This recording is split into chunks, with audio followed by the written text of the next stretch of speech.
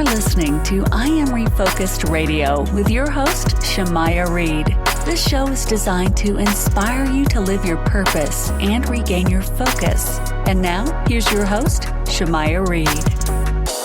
Hey, welcome to I Am Refocused Radio. We are here once again, and today we have a returning guest on the show. Today we have Reverend Dean Nelson. He's the VP of Government Relations. He's a part of Human Coalition. You can go visit their website, hucoaction.org. And what brings him to the show today was there was a recent event where police may arrest a second attack on pregnancy center and firebombed by abortion activists. And today we're going to get Reverend Dean Nelson, his response to that situation and how that can affect the ongoing debate with this abortion. So first and foremost, welcome to the show, man. How you doing, man? Bro, it's doing well. Thank you so much for having me back, particularly on this important topic. Man, appreciate you taking time. So, man, let's explore this kind of for the audience, kind of tell them what actually happened and how this can spark some more fuel for this debate. Yeah, well, the most recent situation where we had someone who was arrested, this was over a year, kind of in the waiting. This particular case was in Wisconsin, where a pro-life organization, their state policy council, that was firebombed over almost a year ago, now finally has gotten a little bit of justice. But this has been a problem, and since the overturning of Roe versus Wade last June, there have been, on a conservative estimate, about 83 pro-life groups that have been targeted. Some of my good friends I know in New York as well as in Philadelphia. One of the pregnancy centers is right there on Broad Street in the heart of Philadelphia. A good friend of mine who helped to start that location was vandalized. We've seen this around the country, to include even some African-American churches where they had been spray painted Jane's Revenge, all because the attacks that have been endured by Christian organizations since the overturning of Roe versus Wade. And with this situation, there's been over 80 attacks over the pregnancy center since last May, and only 4 individuals have been arrested. I mean, is there an unbalanced situation going on with that? You know, man, this is one of the things that we have asked at the federal level for Congress to take a look at. Why is it that we've had, 83 pro-life groups that have been attacked? Some of them pregnancy centers, some of them pro-life organizational headquarters, some of them have been churches, all of that. And we've only had a few indictments and only just a couple of arrests. So we think that that's disproportionate, that there's no way that we should have this many attacks and we only have a small number of arrests. And so the attorneys generals around the country have been into this, as well as some congressmen at the federal level. And we want to continue to press, because pregnancy centers do great work. There are almost 3,000 of them around the country that provide life-saving work and valuable support for women who find themselves in difficult circumstances. And why should they be under attack? In certain states, they now have legislation pending for them to attack. And we've had people at the federal level, like Senator Elizabeth Warren, who has called on discriminatory,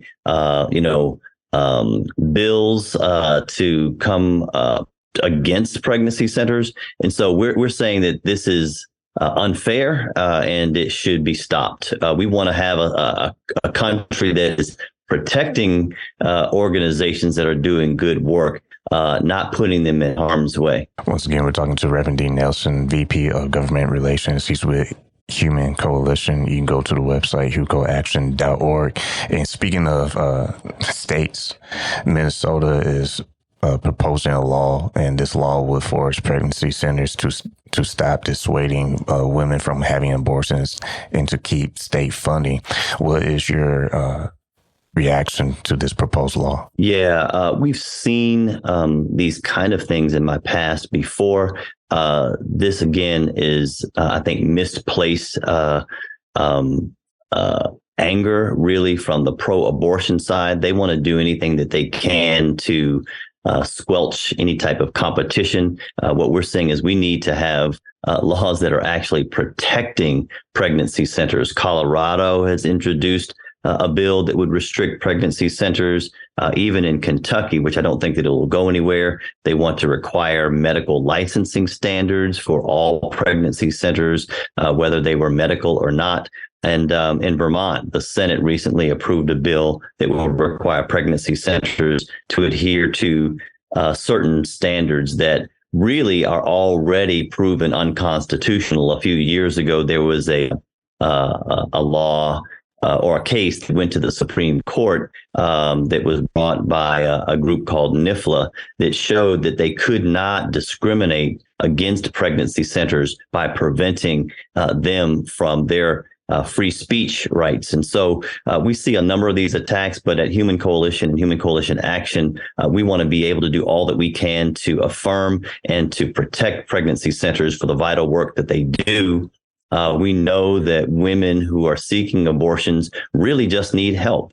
Some of the studies that we've done at Human Coalition demonstrate that 76% of women who are seeking abortions say that they would choose to parent if their circumstances were different. And so we know that pregnancy centers provide vital help, and we want to make sure that they are still around and can provide the free services that they do to help women in need. And with those services, do you believe that the government will kind of step up a little bit further to help protect those services? Because if people go to the United States Department of Justice, there's a clear freedom of access to clinic entrances and places of religious freedom, aka FACE.